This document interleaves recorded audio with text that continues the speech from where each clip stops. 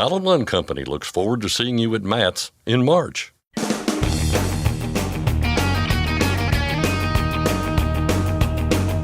OOIDA, representing America's truckers since 1973, presents Landline Now with your host, Mark Redding. It's a familiar frustration, getting access to a restroom while out on the road. Now lawmakers have taken notice. The Trucker Bathroom Access Act is being reintroduced into Congress, and Mark Schremer of Landline Magazine joined Scott Thompson to talk about the effort. The driver shortage myth was a topic of debate at a U.S. House hearing last week, along with ELDs and even a shout-out to Landline Magazine. Ashley Blackford brings what was said, including comments from OOIDA Executive Vice President Lewie Pugh. And finally, the Interstate 55 bridge over the Mississippi River at Memphis, Tennessee, has reached the end of its useful life, so replacement is in order. I'll find out what's going on from Nicole Lawrence and Brandon Akins of the Tennessee Department of Transportation. And now, here's Scott Thompson. Thanks, Mark. The list of frustrations for truck drivers is a long one, and one of the issues affecting everyone is a lack of available restroom access. Congressman Troy Nehls of Texas has been on a years-long mission to help, and joining us today with new developments on that front is Mark Schremer, senior editor of Landline Magazine. Mark, it was good to see you. Yeah, thanks for having me, Scott. So it was about 2 years ago when Representative Nehls first introduced the Truck Bathroom Access Act. It's been reintroduced or being reintroduced again this week. And we know this because the congressman mentioned it during a hearing last week. Let's take this back here for those who may not recall or may not be familiar with what this bill aims to do. This would address a big concern among truckers. Yeah, it's been an issue for basically as long as I've been covering trucking in the last 10 years. We would every once in a while get calls from truck drivers, who mentioned that they were at a shipper-receiver facility, and that place would have a sign up that basically not allowing the truck drivers to use the restroom. That problem was really exacerbated during the COVID pandemic, and that it became pretty much commonplace where a lot of those weren't allowed. But here we are, now we're into 2025, and even if you agreed with that at the time for health and sanitation purposes, we're to that point where there's not really good argument for doing that. And these restrooms that we're talking about are not like private restrooms or whatever. They're ones that are already available to customers or to employees at these sites. And the stance is these truck drivers, if they're delivering a load or are waiting to be loaded, back up to they're working for them at that time. And the least they can do for these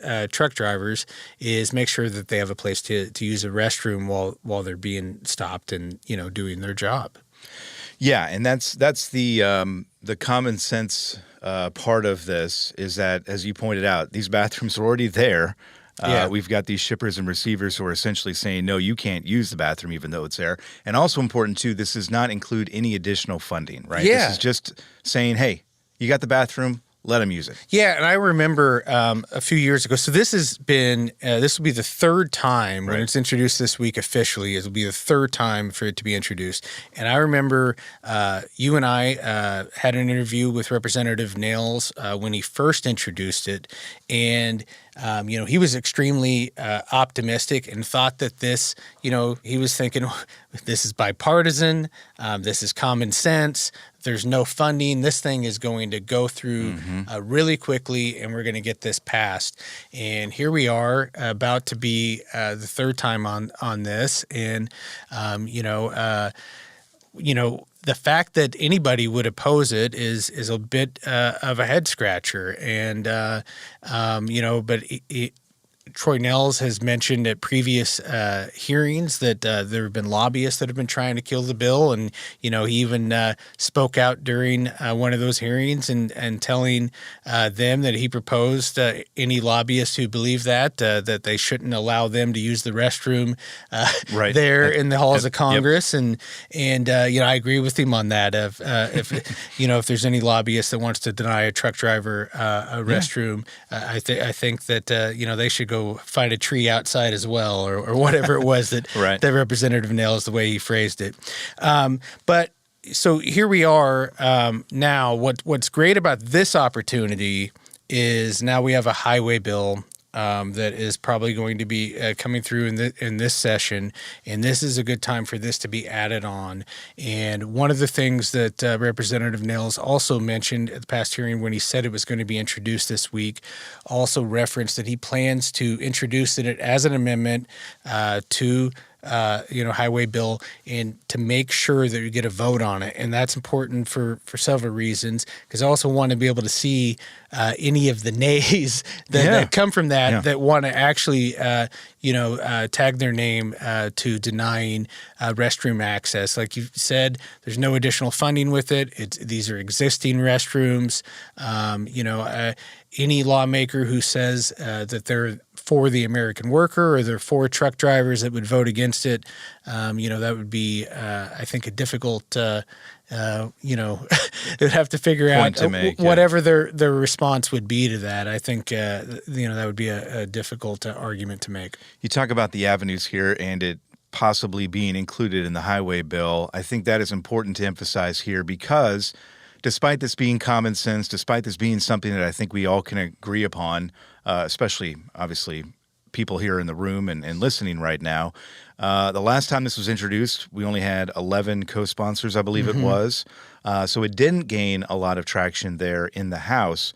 So if we're going to get this thing done this time around, the easiest path would be the highway bill. And that conversation is ongoing. Yeah, and the good news out of that too is out of this past hearing that I've been referencing, that bill or that hearing was kind of about laying the groundwork for what would be in a highway bill, and they had 5 representatives of the trucking industry, including OOIDA's Lewie, Pugh, and also a representative of the Teamsters. Both of them, took time in their opening comments and throughout the hearing to reference that they are supporters of this. So, everybody that was on that Highway and Transit subcommittee was able to hear that, know that, trucking and truck drivers support this bill. So real hopeful that when you have this larger package that, they're going to have to do something of the highway bill before the authorization to keep that funding alive. They're going to need to do something. So this seems like one that would be real easy to attach to a larger package. Yeah, and again, this isn't necessarily the biggest issue out there, but it does affect everyone, and it goes to the whole conversation about the way you treat our truck drivers out there. You talk about retention, and, when you add this to the list of frustrations that are out there, at some point, it becomes too much, and this is one thing we can do to fix it. You referenced the pandemic before, and there were a lot of lawmakers at that time it was really popular to call truck drivers heroes and to thank a truck driver through social media. If you want to thank a truck driver through all of that, this would be a great way to do it. Let them use the restroom. Not a huge ask here. Yeah. Mark, we appreciate your time. We'll keep an eye on this, and we'll update people as developments unfold. All right, I appreciate it. For Landline Now News, I'm Scott Thompson. Mark Rettig, back to you. Thanks, Scott. Congratulations to Hamlin T. Trot Rainey of Lawrenceville, Virginia. He's received the OOIDA Safe Driving Award for 14 years of safe, accident-free driving. That's the equivalent of a car driver going 105 years without causing a single accident. The OOIDA Safe Driving Award program is sponsored by Shell Rotella. Next, Ashley Blackford brings us what was said about the driver shortage myth, ELDs, and more at a U.S. House hearing last week. We'll be right back. I'm Mark Rettig, and this is Landline Now. Protect your diesel engine with Howe's Diesel Defender. Restore vital lubricity, eliminate injector deposits, and boost fuel economy by 5% or more. Power, performance, protection, all in one. Howe's Diesel Defender, available now. Firestone's FD694 drive tire for long haul and regional applications now delivers 126,000 more removal miles than the Yokohama TY517 MC2. Contact your Firestone commercial dealer to learn more. Are you tired of the IRS following you around like a dark cloud? Call 888-557-4020 and get your life back. Landline Now, welcome back. A hearing was held last week to discuss the top trucking issues in the industry for the upcoming highway bill. During the hearing, Congressman Shomari Figures asked the 5 witnesses to identify what they believe is the most pressing issue. I'm really thankful for you guys being here to discuss them. If we could go down the line real quick, because most of you guys sound like all of you guys sound like no nonsense, straightforward, call it how you see it type guys. As we're approaching this reauthorization, if there's one thing that you say, guys, we got to fix this and we got to fix it this year, what is it? I know I'm asking you to pick your favorite kid right now, but I'm gonna break your rule and go with 2. Okay. Truck parking and the drug testing, I think are the 2 biggest must-dos now that can be done. Truck parking and driver training. Funding certainty. Predictable, dependable, real funding certainty. It affects everybody that's on this panel. And then how can we do things more efficiently? If it's proper truck parking, if it's increases in GVW, absolutely. It starts with proper funding and adequate funding with all resources available. The cliff we're facing, we can't start turning down options before we've gotten there. You can't turn down a job you haven't been offered yet, right? It's gonna take everything to get us there. I would say adequate funding as well, and whatever mechanisms it takes to get there. Obviously, rural areas are crumbling quite dramatically, and to get funding for those roads, bridges, obviously increased weights, we can talk about that later, but funding. Yeah, I'll repeat some of my panelists' perspectives. I think new looks at how we do driver training and partner with organizations like ourselves, as well as addressing the persistent problems in the Highway Trust Fund. Driver shortage was mentioned many times, and while one person that was testifying said it's a major issue, OOIDA's Executive Vice President Lewie Pugh once again dispelled this common myth. I do want to make it clear, there's not a shortage. There's a shortage of experienced drivers out here because we have a turnover problem. There's 400,000 to 500,000 new CDLs issued in this country every year. So there's plenty of people's coming. They're just not staying. We got over 90% turnover rate, so we can't have a shortage if we got 90% turnover rate in this industry. The problem is they don't stay because, one, parking, like I said, trying to figure out where they're going to sleep every night. Who wants to do that? Pay. Average trucker, like $50,000 or less. They work 60, 70 hours a week. They're exempt from overtime. That's like that's a $15 an hour job to be at home over 300 nights away from your family, all these things. Now we're talking about raising weights and making the job tougher, but not paying them. We need to pay these people, and then we don't train them. There's a place in Missouri you can get a CDL in 24 hours. How's that safe? We need to make the entry-level driver training program much more aggressive with real hours and real time behind the wheel so these people are trained and trained correctly to be professional. And until we take the time to invest in our drivers and all these things, we are going to continue to lose people from this industry. Congressman Burgess Owens said he's aware that truckers are being crushed by federal regulations. He asked Pugh during the hearing what he thinks the number one reform would be that would maintain trucking as a pathway to the American dream. I think the number one thing would be start paying truckers. Again, they're exempt from overtime since 1938. Congressman Van Drew introduced the Got Trucker Act to take that away. Truckers were paid for all their time. Average long-haul trucker gives away 20, 30 hours a week sitting at a shipper or receiver waiting to be loaded or unloaded, and most of them never receive anything for that. I mean, who wants to give away their time? I ask that all the time. Do you want to go to work and sit around for 3 hours before you start getting paid? I doubt it. You mentioned, I think I heard this right. Did you say 90% retention? What was the number you percentage of Over 90% retention in the trucking industry, mainly the long haul. If you look at LTL and private fleets, they have a very low, but in the long haul sector, it's about a little over 90% turnover rate in trucking. Okay. And that's the problem. They're coming in, but they're not staying because of all the ill treatment and things that go on in this industry. I mean, trucking is a great occupation. I love it. Trucking I'm here because of trucking. But it's changed so much, and it's getting harder and tougher, and drivers are getting so tired of nobody listening to them, just like this parking deal. This is the third time it's been through Congress, and we haven't got it. And everybody knows we need it. It's like, let's just have the intestinal fortitude to do it. I have one of the questions we have time here.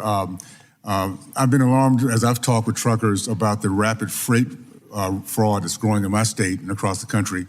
In your opinion, how can this committee best respond to confront this issue, Mr. Pugh? Yeah, this whole freight fraud needs attack from many things. It exploded after COVID, and what we've seen is both brokers have had their identity stolen, truckers are getting their identity stolen, freight's being stolen. I mean, first and foremost is Ranking Member Norton has this bill out of the household goods. We need to get that passed because it'll require brokers to have a physical address, which truckers companies have had to have forever. So we know where these people are, because it seems on the broker side, at least, these people are a lot of foreign entities.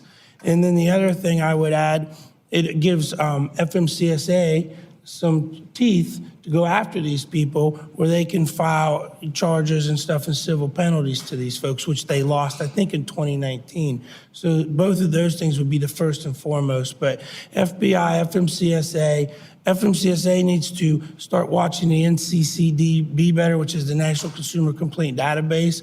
Our members send these complaints there, and it seems like that's where all complaints go to die on this broker fraud. This is a massive problem in the industry. Concerns were raised by Congressman Brian Babin over electronic logging devices. Mr. Pugh, you know even better than I do that the federal mandate on ELDs, or electronic logging devices, was the most expensive mandate that Congress has ever forced onto the trucking industry. Just from hearing your testimony today, it's obvious to me that there are two issues that are at play. First, the ELD makers can self-certify and leave truckers out to dry when those devices don't hold up. And second, that components for these trackers are made around the world and oftentimes in adversarial countries. What's more is that these ELDs are hardwired into the truck itself. They can shut the truck down, start it up, even make it veer off course. Taken together, that paints a pretty grim picture of the level of trust that we have for these devices themselves. Mr. Pugh, truck drivers are some of the most patriotic Americans that I know. In fact, I used to be a truck driver myself. But as we saw in New Orleans on New Year's Eve, any vehicle can become a mass casualty weapon. Would you support a pause on the ability of ELDs to have such control over a vehicle until we get these security issues ironed out? And have I exaggerated with some of these, or are these just rumors that we're hearing about these things? Are they true? Are they not? Answer the question about a pause on ELDs. Yeah, when it comes to ELDs, when they made the mandate, FMCSA made it so there's self-certification. What the problem is, if we've seen, and you're correct, this was one of the most expensive mandates ever on trucking. What's happened, especially for small business and even fleets, they've bought these things and then they find out later on that they didn't meet certification. FMCSA gets rid of them. So now a trucker who's invested hundreds, if not thousands of dollars in one of these units is having to buy another one. I have members who've bought 3 or 4 of these now through the thing. So it's time that FMCSA does start inspecting and certifying these things themselves to make sure they do what they're supposed to do, 110%. The other real issue, and there was even a report from FBI that said some of the componentry and components in these things are made, as you said, in foreign nations, China, Russia, places like that. And there is a very huge security because they are, a lot of them, connected. There are some that can work on a cell phone and like that, but there are a lot of them that are connected right to the ECM of the truck. So that person knows where those trucks are, could know where certain shipments are. I mean, we know trucks haul everything from freaking bombs to water, so who knows what they'd have on, and they can find out. If they can't control the vehicle, they will at least know where the vehicle is. Absolutely. Thank you, Mr. Pugh. I appreciate it. Now, Mr. Lindsay, it's good to see you too. Regulatory compliance, as you know, is a massive burden on the trucking industry as a whole. What suggestions can you share from the perspective of the shippers on how Congress can right-size the regulatory burden while still maintaining safety standards? Yes, sir. Dr. Babin, thank you for the question. Nice to see you. Nice to see you as well. Very simply stated earlier in our testimony, GVW increase. We're not talking about bigger trucks. We're not talking about longer trucks. We're simply talking about increasing the gross vehicle weight from 80,000 to 91,000 and adding that sixth axle. That's the regulatory hurdle that we have that would make us more efficient. It would eliminate 20% of our trips. We've also, we have data that we've supplied this committee in the past, and we'll do so again, that we can do that safer. We're currently doing it in Canada now with some fantastic union drivers in Canada that are operating those units now. Everybody seems very happy about those. So some of the data that's been cited relative to safety here is out of date. It cites one state. There were no fatalities. We will supply new data to this committee as we did last Congress when this bill passed this committee on a bipartisan basis that shows we can operate safely, increasing 11,000 pounds. Okay, thank you very much. And real quickly, back to Mr. Pugh, the same question to you. What suggestions can you share from the perspective of independent drivers on how Congress can right-size the regulatory burden while maintaining our safety standards? Yeah, I mean, we need to train drivers better, 100%, to get them so they're better and safer on the highways. And I think we need to make the barrier of entry into trucking a little bit higher to where all these people aren't becoming motor carriers as well. We've seen an influx, especially since COVID, of a lot of people becoming motor carriers who don't really understand the business, and we don't even know where they're coming from. I also would add that I think that DOT or FMCSA needs to do some research and studies on non-domicile CDLs, because it seems to open the doors to flood the gates from foreign folks coming in here. And from what enforcement tells us, some of them can't even speak English. And nobody seems to know who's getting these non-domicile CDLs. We've looked in this ourselves. Speed limiters were mentioned during the hearing by Congressman Troy Nehls. I'd like to take a moment to formally attack and express my disdain for the awful policy of truck limiters. Speed limiters hurt our small and independent-owned truckers. Truck drivers find themselves unable to maintain pace with other vehicles, and it will likely manifest itself with risky driving. While they might be good for the large fleets, I'm adamantly opposed. This committee should focus on ways to help small businesses, not multinational corporations. I have truckers coming in and out of my office all day long, in and out of my office. And the consensus is these speed limiters are horrible idea. They are anti-American, big brother nonsense. During his time, he also touted and submitted Landline magazine into the record. Mr. Chairman, I'd like to submit for the record Landline magazine's February 2025 edition. If you need a quick summary from our nation's truckers' priorities, I recommend you go to page 48 and enjoy it. Page 48, Landline magazine, all the priorities. So, without objection. Thank you so very much. Nehls also said he will soon reintroduce the Trucker Bathroom Access Act. The bill is supported by a wide variety of truckers, unions, trade associations, and members of this committee. Last Congress, it was co-sponsored by 6 Democrats, including Congressman Pappas, Congresswoman Scholten, Representatives Babin, my good buddy right here, Van Drew, and Mann, representing several members on this committee. It is ripe for a markup, and I will be filing it as an amendment to the Surface Reauthorization Bill. So we will be getting a vote on this thing one way or the other. We'll get a vote on it. I also want to reiterate my support for the work Mr. Boss has done on the truck parking. And I believe that Truck Parking Safety Improvement Act needs to be included in any surface reauthorization bill and is critical for safety. We simply can't put truckers parked on the side of the road. We've talked about it here for the last couple of hours. It's unfair to them. It's unfair to the public. We can find money for all other things. We find a lot of ways to waste a lot of money around here in this town. We should be able to find funding for our truck parking. To see the entire hearing, you can visit our website at landline.media. For Landline Now, I'm Ashley Blackford. Stay tuned for more after this. Dispatch, I picked up that load of steel, so I'm ready to roll. Sounds good. Remember, we're getting paid by weight, so make sure to use a cat scale. I wouldn't weigh anywhere else. Forget miss accuracy when you're truck on a cat scale. Penske is the trusted source for quality used trucks.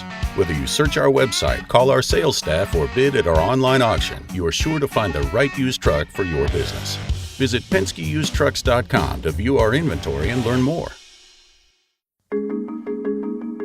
The great scientist Isaac Newton once said, "We build too many walls and not enough bridges." That's not only good philosophy, but in terms of practicality, bridges are a necessity.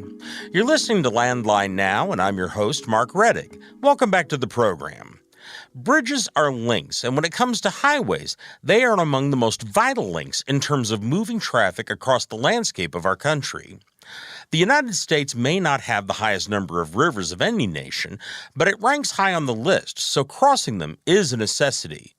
One of the biggest barriers in terms of rivers is the mighty Mississippi, and one of the many vital links across that is the Interstate 55 bridge at Memphis, Tennessee. However, that is a bridge that has reached the end of its useful life, so the two states involved, Tennessee and Arkansas, are looking toward replacing it. Tennessee is taking the lead on that project. I spoke recently with Nicole Lawrence, Regional Communications Officer for the Tennessee Department of Transportation, and Brandon Akins, Region 4 Director of Project Management and the Project Management Team Lead on the I-55 Bridge Project, to find out more about the bridge and what's involved in replacing it. So tell us something about the structure. I mean, what kind of a bridge is this? What style? How old? How much traffic does it carry? And so on. I mean, this bridge was built in 1949. It is around 75 years old. It carries around 46,000 vehicles daily. We do project that to grow to around 65 in the next 15, 20 years. So that's, part of one of our reasons behind all of this. And then I'll let Brandon add any additional information. Yeah, I think, Nicole, you hit it right on the head here. It's a 75-year-old bridge. It's approaching the end of its usable lifespan, built really before the interstate system and the geometry. And we're looking to make some major improvements on the bridge itself, the maintenance cost, and overall just the flow of traffic in and around the Memphis area. I saw somewhere that the bridge is referred to as America's River Crossing. I didn't know if that was a common term applied to it, but how did it get that name? So really and truly, when we were looking at this project as a whole, we wanted it to have, its own brand. So the project name is America's River Crossing. It represents more than just I-55 and, a bridge over the Mississippi River. It really represents the region as a whole and what it can do and the services that it provides for, all of the states in the connection of the states and just throughout the country. How important is this bridge in terms of moving traffic in that area in particular? Yeah, the Memphis is what I would like to call the hub of really freight, our air cargo movement in and around not only the state of Tennessee, state of Arkansas, but in general, the entire South and Southeast. So, this project is what I would consider to be of utmost importance as it relates to moving goods, improving mobility in and around the entire region. I want to ask at this point kind of a devil's advocate question here, because certainly within our audience, people are familiar with the difficulties you all had with the I-40 bridge. I believe it was back in 2021. And what role did that play, that incident, in terms of prompting the state to take a closer look at other bridges, such as this bridge we're talking about today? I mean, I can start on that. I-40 bridge was shut down for 83 days. All of that traffic had to go somewhere. So majority of it went to the I-55 bridge. Granted, it grew and went to different places after that, but I mean, that traffic almost doubled on any given day during those 83 days. TDOT has a very robust bridge program where we inspect all of our bridges every 2 years, and we inspect almost 20,000 bridges throughout the state. So anytime traffic doubles for a bridge, of course, it's going to shine a light on the effectiveness and the stability of that bridge. Yeah, and this goes into the entire conversation of route resiliency. I think we recognize the need for moving motorists, traveling public, even goods in and out of Memphis and the surrounding area across that bridge, and really the need for not only the I-40 bridge, but also the I-55 bridge as well. It did shine a light on a lot of different things as it relates to the importance of traveling through and throughout the Memphis area. And also shed a light on the importance of making improvements to the I-55 bridge and the I-55 interchange right next to that bridge. So if your audience is familiar with the area, we have made some major improvements to the Crump interchange, really providing that free flow access of I-55 through the Crump Boulevard interchange and addressing to the I-55 bridge. Next step would definitely be to improve the I-55 geometry itself. Well, let's talk a little bit about the new bridge that you're designing that you're going to replace the old bridge with. And you kind of referred earlier, Brandon, to possibly some additional features or kind of some updates in terms of design. What sort of features will the new bridge have that the old one did not? Sure, Mark. This bridge was built in 1949, which was before the interstate standards that we see today that really came about into the 1950s and 60s. So if you drove the bridge today and you're familiar with the area, you're going to see that currently it has very narrow lanes. It has practically no shoulders. It really makes our maintenance forces and incident management complicated, to say the least. So what we want to do is we want to upgrade to meet today's standards as it relates to interstate standards, and we want to update the seismic and the earthquake resiliencies as well. So one of the things you're going to see as a big difference here is we're going to take those lanes and we're going to widen those to 12-foot standards that you see today. We're also going to add auxiliary lanes that travels from the Crump interchange to the Bridgeport interchange as well, really adding that capacity as well. So you're going to see a lot of improvements as it relates to the geometry, which is really going to facilitate traffic operations, traffic safety, incident management, as well as retrofitting to what I like to call just a more seismically retrofitted bridge to meet today's seismic standards as well. You've mentioned something there, and you mentioned it twice, which catches my attention, which is the whole question of earthquakes. And I think most people would look at the Memphis region and think, earthquakes, what the heck? And I'm assuming that it's the proximity of the New Madrid fault that kind of has you thinking that direction. Is that the case? That is correct. We are in the New Madrid seismic zone. It does cause complications when you look at such large structures. One of the things we're looking at doing is cable stay bridge, which is inherently more seismically retrofitted, resilient, and really replace that bridge that's built in the 1940s that doesn't meet today's seismic standards. So absolutely, the New Madrid zone that we are here right in the middle of does have a lot of complicating factors as it relates to the new bridge. And you mentioned this is going to be a cable-stayed structure? Correct, Mark. When we look at the site specifics of this project, when you look at the span length required for the navigation of the maritime traffic, when you look at the seismic conditions, a cable-stayed bridge really leans itself to be the most cost-effective and valuable type of bridge that you're going to see for the area. I'm seeing a lot more of those as well.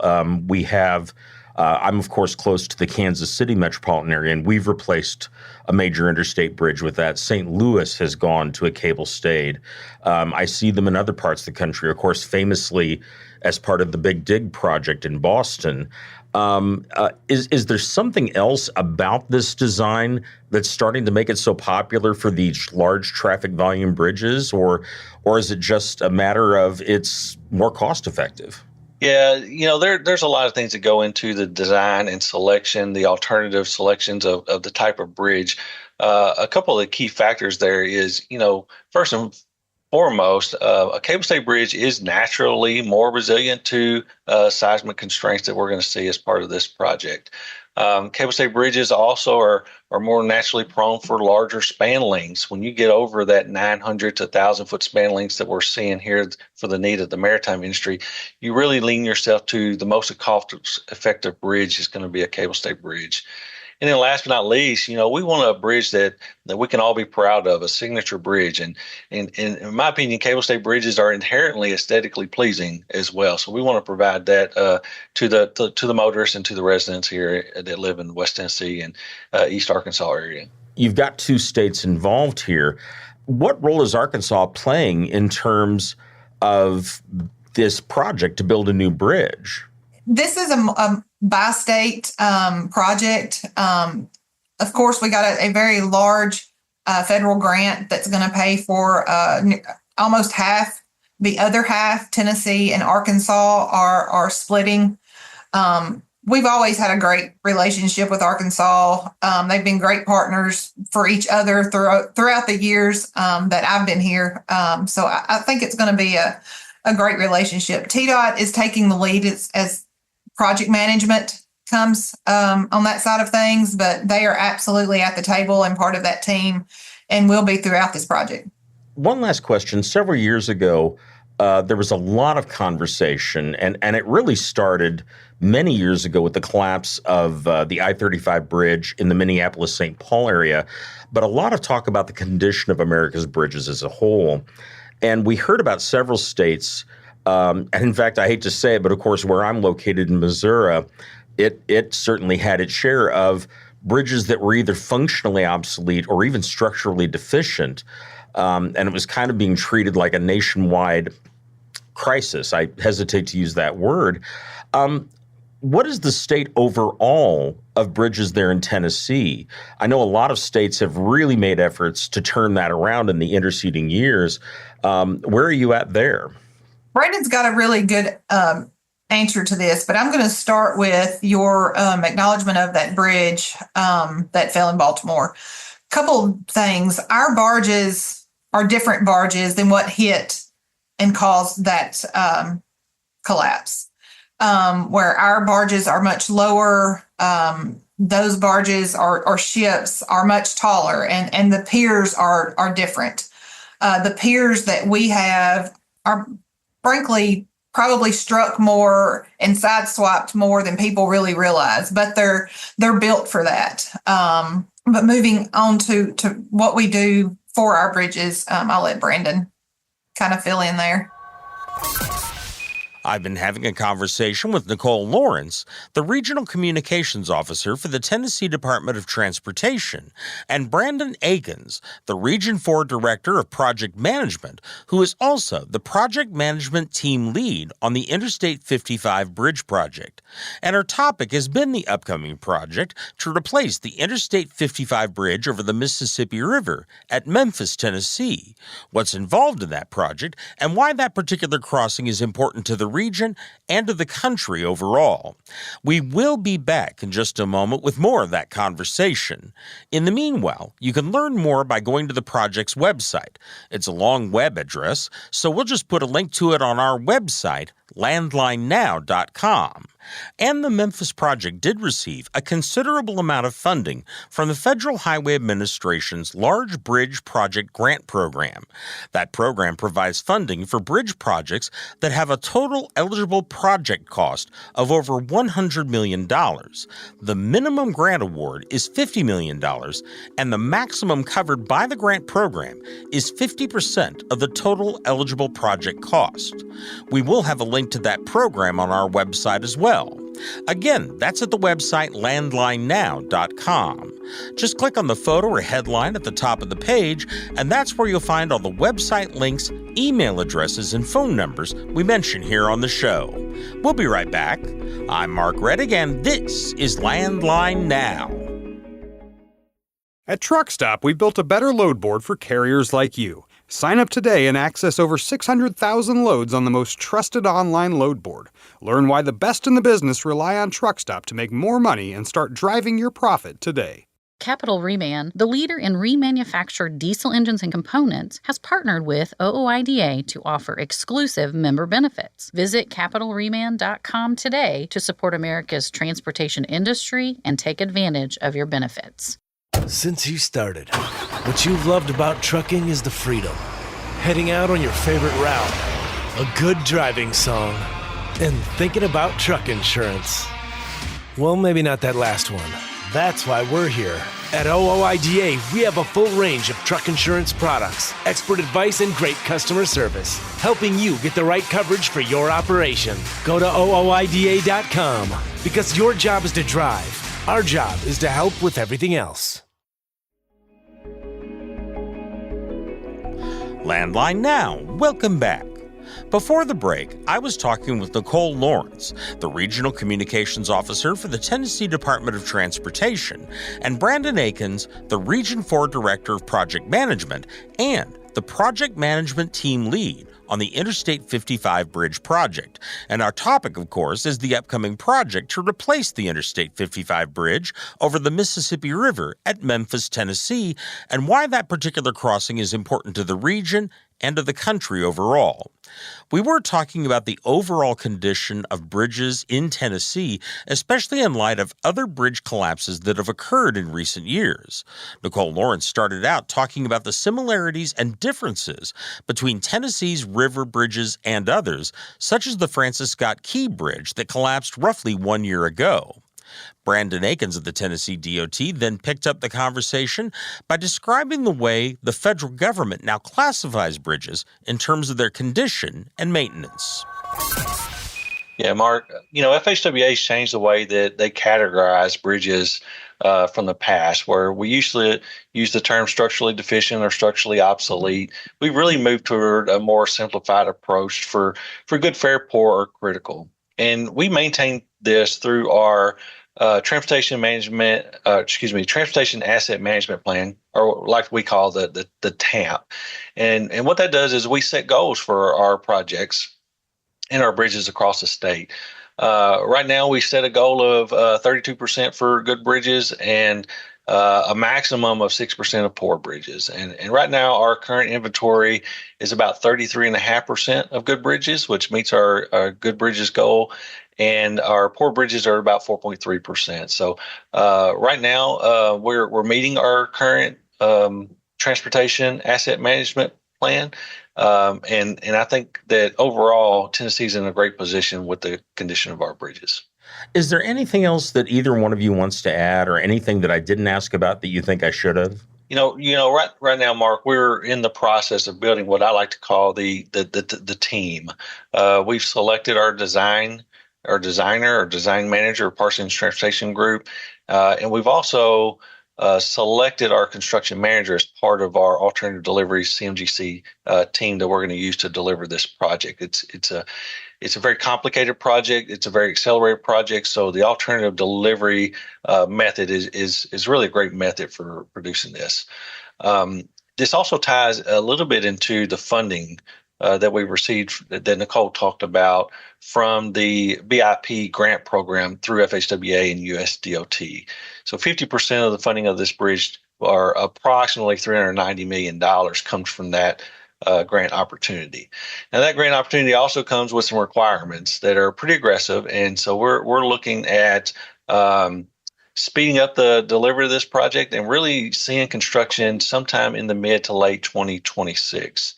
The project also includes demolition of the existing bridge, so hopefully we're going to have construction completed by the date shown in the BIP, which somewhere around 2030, 2031. So that's the general time frame right now. We're very early in the preliminary development of the plan sets. We haven't quite gotten all the comments from our experts on the construction management team, but we do anticipate of not only meeting the requirements of the BIP grant, but exceeding those requirements.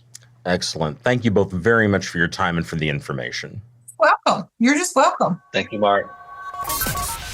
Once again, I've been talking with Nicole Lawrence, the Regional Communications Officer for the Tennessee Department of Transportation, and Brandon Akins, the Region 4 Director of Project Management and the Project Management Team Lead on the Interstate 55 Bridge Project. And our topic is the upcoming project to replace that I-55 bridge over the Mississippi River at Memphis, Tennessee, and why that particular crossing is important to the region and to the country overall.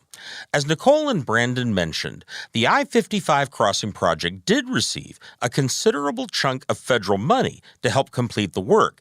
However, it's just one of several different bridge projects receiving such grants. Roughly $5 billion was awarded to 13 projects in 16 states through the Federal Highway Administration. As Landline magazine reported several months ago, those include the Interstate 5 bridge connecting Portland, Oregon, and Vancouver, Washington, the Sagamore Bridge in Cape Cod, Massachusetts, the Interstate 10 Mobile River Bridge and Bayway Multimodal Project in Mobile, Alabama, the Interstate 83 South Bridge in Harrisburg, Pennsylvania. Also on the list are a series of 15 bridges along Interstate 95 in Providence, Rhode Island, the Cape Fear Memorial Bridge in Wilmington, North Carolina, the Roosevelt Memorial Bridge in Byron and Marshall Counties, Oklahoma, and 11 Venetian Causeway bridges in the Miami-Dade County, Florida area. And rounding out the list, the Market Street Bridge in East Steubenville, West Virginia, and Steubenville, Ohio, the Nogal Canyon Bridge in Socorro County, New Mexico, and the 18th Street Bridge in Kansas City, Kansas. The Federal Highway Administration said that large bridge project grants are available for bridges with total eligible project costs over $100 million. The minimum grant award is $50 million, and the maximum is 50% of the total eligible project costs. Priority in the program is given to projects ready for construction, with program funding going to projects requiring pre-construction work or that will benefit from multi-year grants. Meanwhile, you can learn more about the Interstate 55 Bridge Replacement Project in Memphis at the Tennessee Department of Transportation's website for that effort.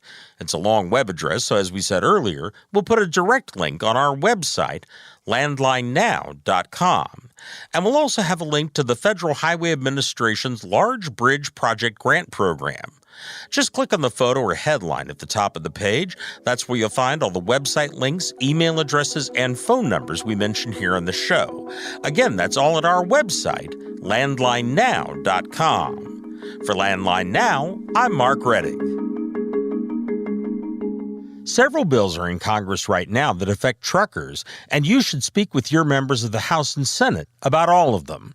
Those bills are the Bill to Combat Freight Fraud, which is S-337 in the Senate and H.R. 880 in the House, the Truck Parking Safety Improvement Act, which would create more truck parking spaces, that's H.R. 1659, and the Guaranteeing Overtime for Truckers Act, also called the Got Truckers Act, which would give company drivers overtime pay. That bill is S-893 in the Senate and H.R. 1962 in the House. If you do want to make your voice heard on any or all of these bills or any other issue we discuss here on the show, you should call your representative and both of your U.S. senators. And to call any member of Congress in the House or Senate, all you have to do is remember one phone number. That's the U.S. Capitol Switchboard at 202-224-3121. Provide the operator your zip code and they can connect you directly to the office of your senators and your U.S. congressman. Again, that phone number is 202-224-3121. You can also make contact with those lawmakers by using the website fightingfortruckers.com. At that website, go to the button that says Contact Your Representatives. On the right side of the page, you can compose an email and send it to the people who represent you in the House and Senate. Meanwhile, if you want to contact state officials about an issue closer to home, you can get contact information for those lawmakers through that same website, fightingfortruckers.com. Again, just go to the link that says Contact Your Representatives, then scroll to the bottom of the page and enter your zip code and click Continue. That will bring up a list of your elected representatives at the state and federal level with links to their contact information.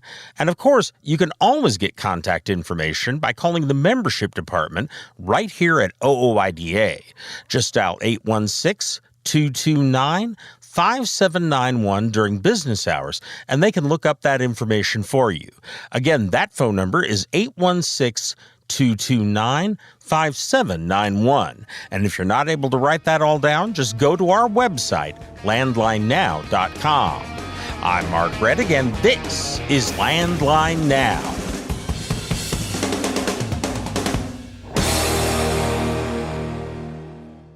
Thanks for listening. Be sure to like and subscribe.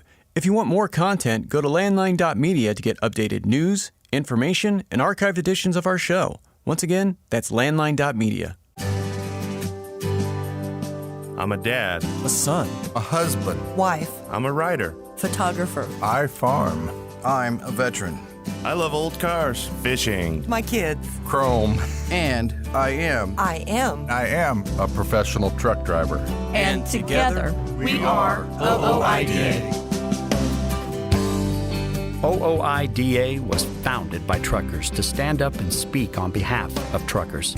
We've done that by combining the individual voices of our members into a single, powerful voice. Protecting your interests, defending your rights. Join us! Make your voice heard. Join OOIDA, the Owner-Operator Independent Drivers Association. Call 1-800-444-5791 or visit OOIDA.com.